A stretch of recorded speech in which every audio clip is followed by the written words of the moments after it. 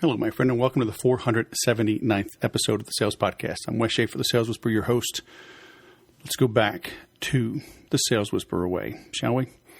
This is, we'll go through a couple chapters, still working from the beginning of the book, but this is from page 20, and it's the introduction. On September 1st, 2006, I was watching The Dog Whisperer and heard Cesar Millan's tagline, "I rehabilitate dogs and train their owners." I sat up in my chair and thought, that's what I do, except I rehabilitate salespeople and train their managers.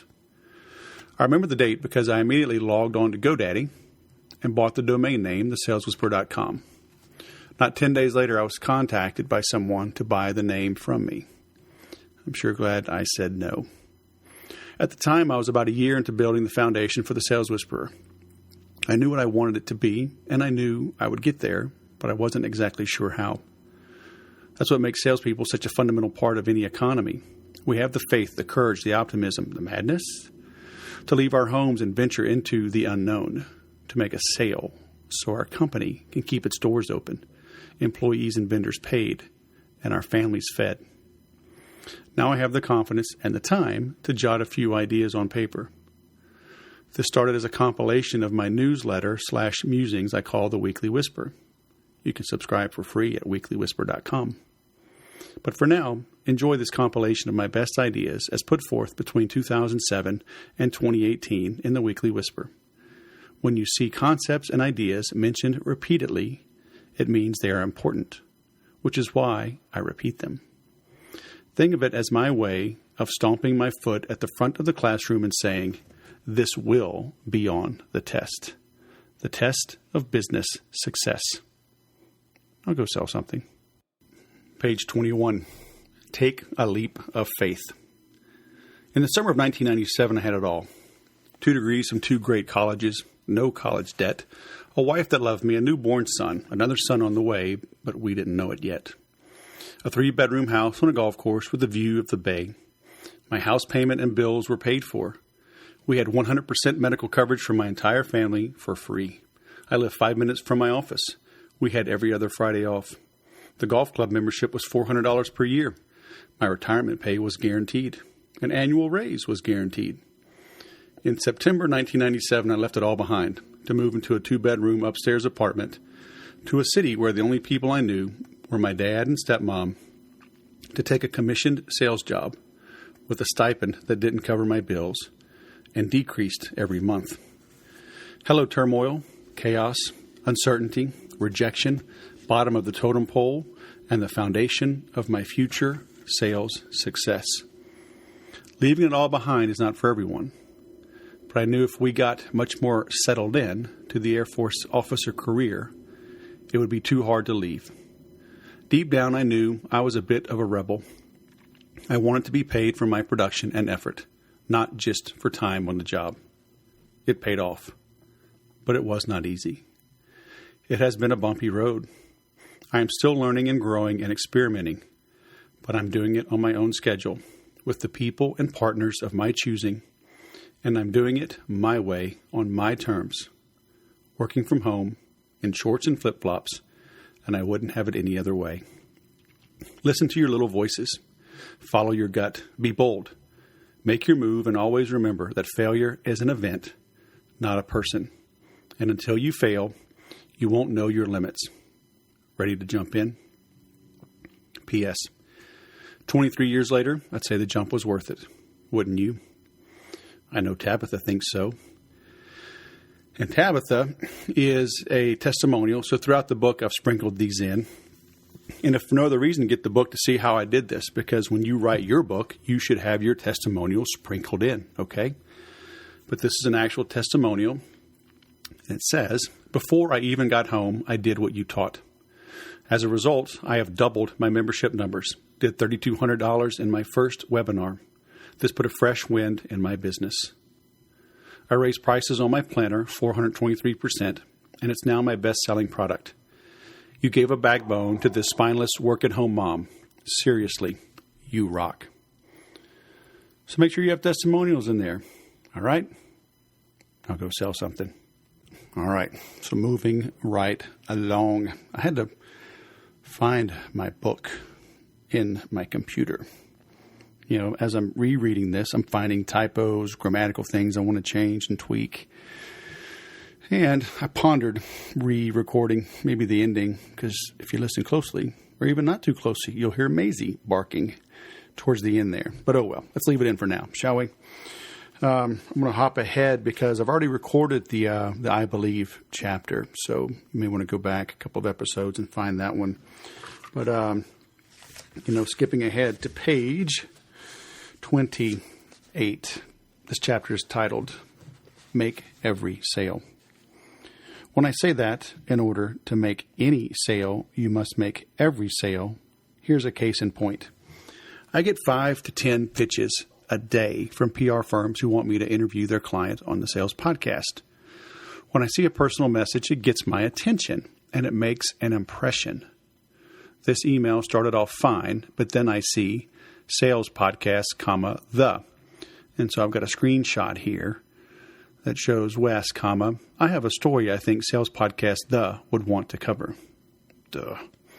I knew immediately that this was a blast sent with merge fields, and they did a poor job of editing their CSV file when uploading to their marketing automation tool.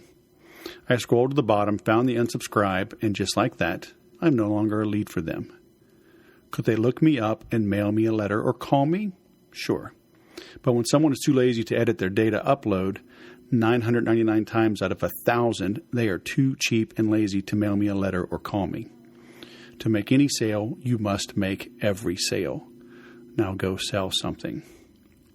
And that's what I mean when I say make every sale. It doesn't mean you're going to close everybody every time and get money from them. In an ideal world, yes, that would be great. Now, the reality is when I work with folks, you tend to send out fewer proposals, but you close a higher percentage of them faster at higher prices. Because when you're focusing on the little things, the big things happen more readily, i.e. the sale. But again, to make any sale, you must make every sale. Is your CSV file uploaded and merged correctly? What is the content? What's the subject? What is the call to action? Okay, are you rude? Are you persistent? Are you polite? Are you professional? Do you do a little bit of homework? Do you mention something about my business? Do you reference a previous episode? Do you pay me a sincere compliment? Do you send me a referral? Maybe you make a recommendation for me on LinkedIn, and now I look you up and go, whoa, who the heck is this person? Very few people do that. They just pitch and pray. Okay, but hope is not a strategy. So, to make any sale, you must make every sale.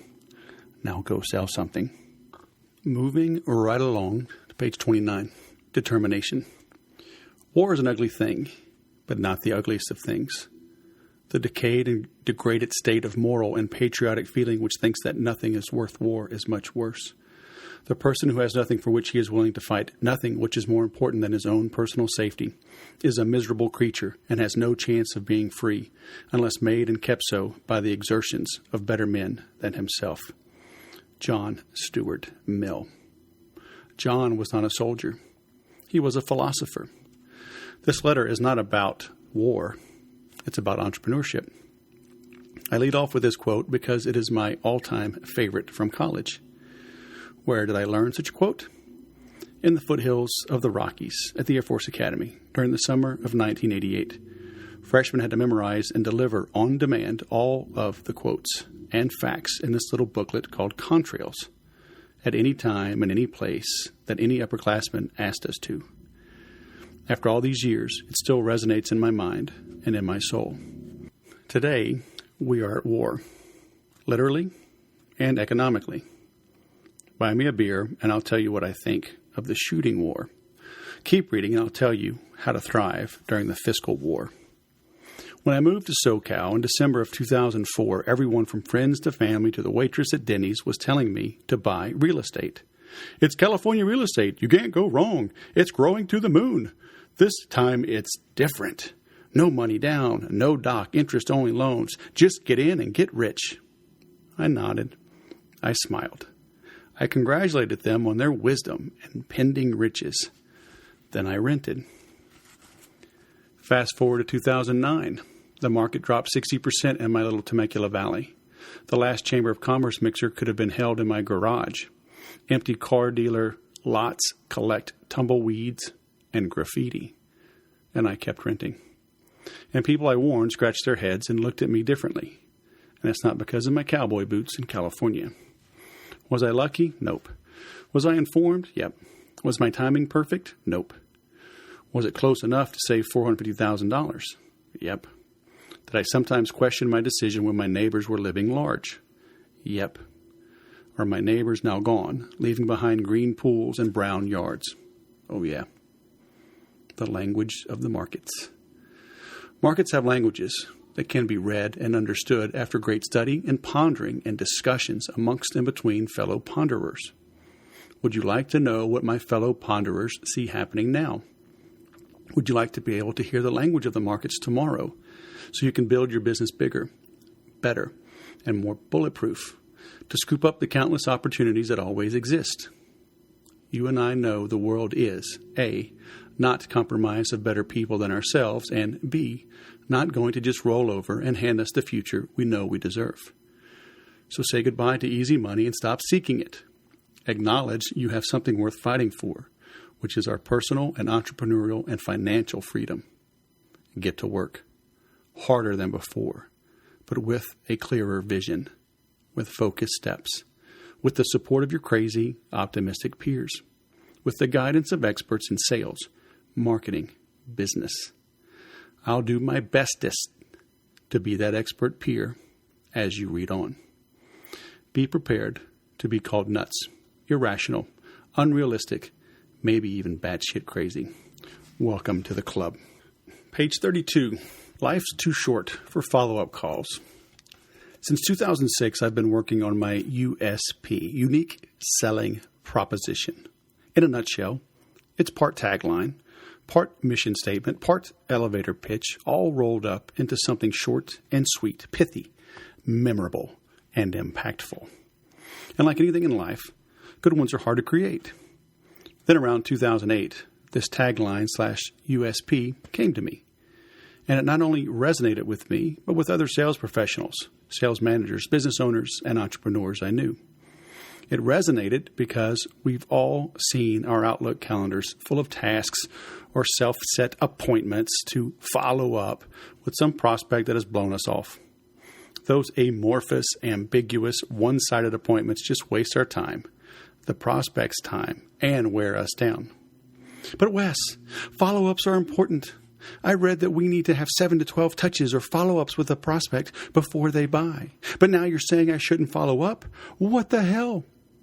Are you crazy? I need a drink. You're right.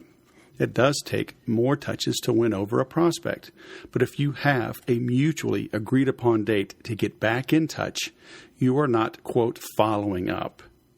You are calling in or arriving for your set appointment.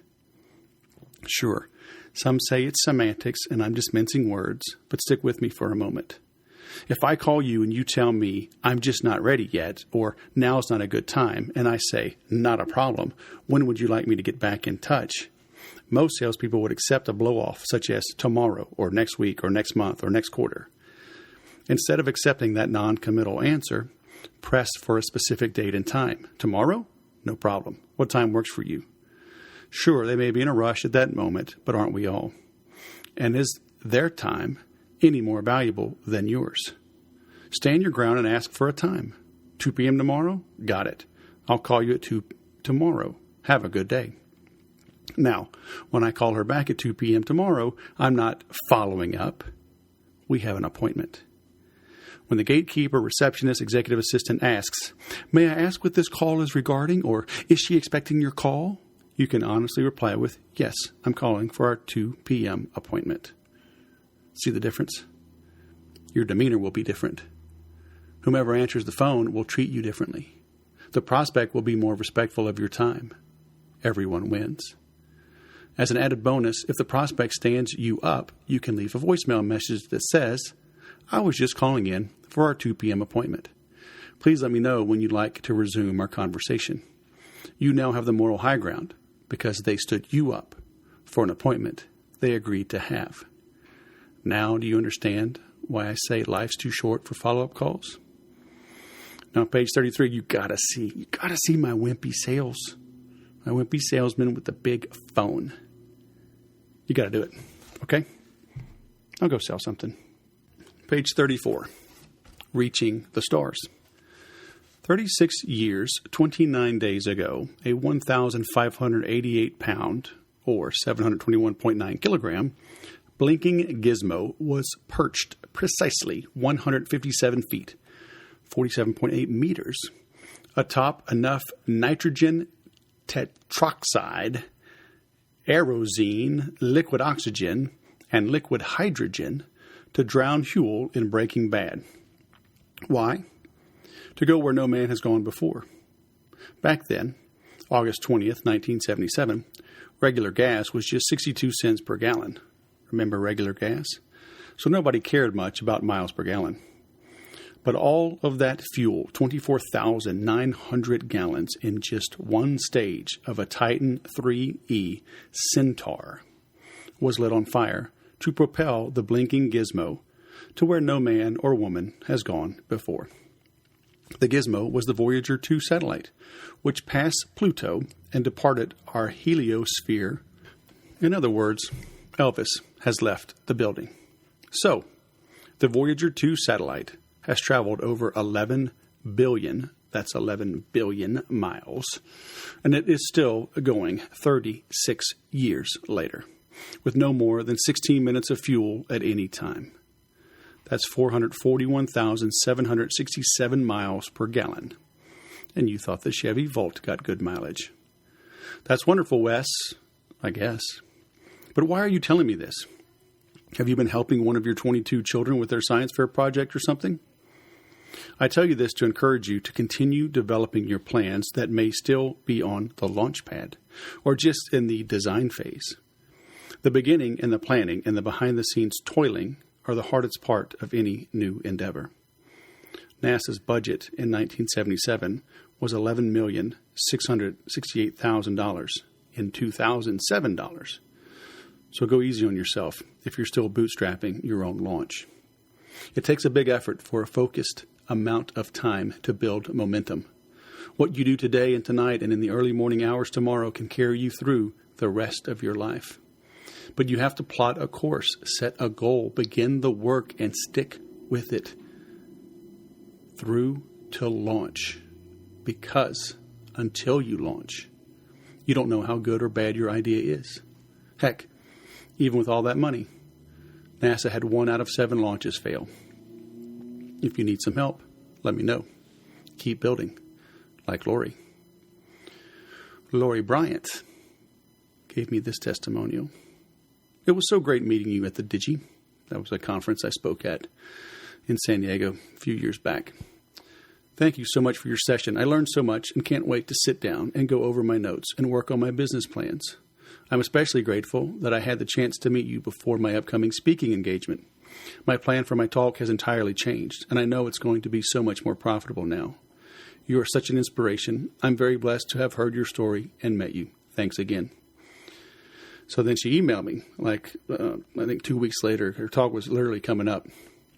She emailed me, so I added the PS. I converted 38 out of my 88 on my very first talk. That's 43% of the room. I feel so encouraged and even more motivated about getting out there and speaking again. And so when I heard from her, she felt bad.